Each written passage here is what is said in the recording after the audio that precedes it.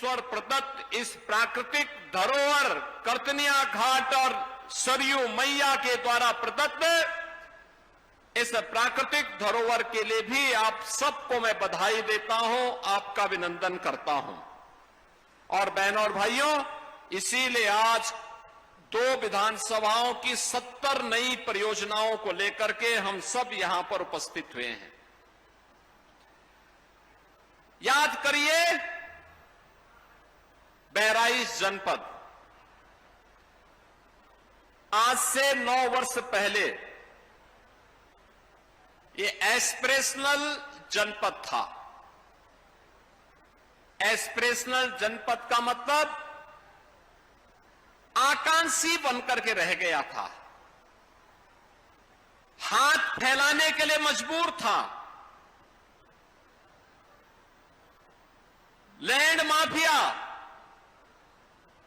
भू mafia, sand mafia, one mafia, ये सभी इस जनपद पे हावी होकर के यहां की प्राकृतिक संसाधनों को लूटते थे। बदनाम यहां का आम नागरिक होता था।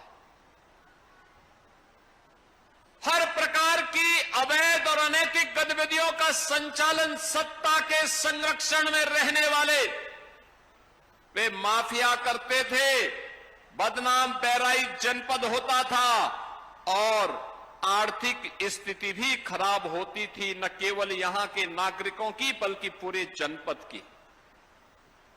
विकास के पायदान पर सबसे पीछे की श्रेणी में जो देश के अंदर 600 जनपदों में से सबसे बीमार 100 जनपदों की सूची प्रधानमंत्री मोदी जी ने नीति आयोग के माध्यम से जारी करवाई थी, उनमें से बहराइच एक जनपद था।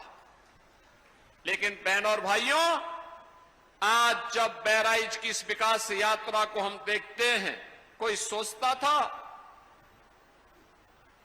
ये बहराइच का बीमारूपन हर उस भारतीय को चिंतित करता था। बहराइच के बच्चों के असमय बीमारी की चपेट में आना हर एक नागरिक के लिए चिंता का विषय था। और वह हर व्यक्ति जो 1000 वर्ष पहले महाराजा सुहेलदेव के शौर्य से परिचित रहा होगा, वह हर व्यक्ति जिसने महाराज बालार्क ऋषि के साधना और सिद्धि को देखा होगा, अनुभव क्या होगा, वे हर व्यक्ति चिंतित हुआ करते थे।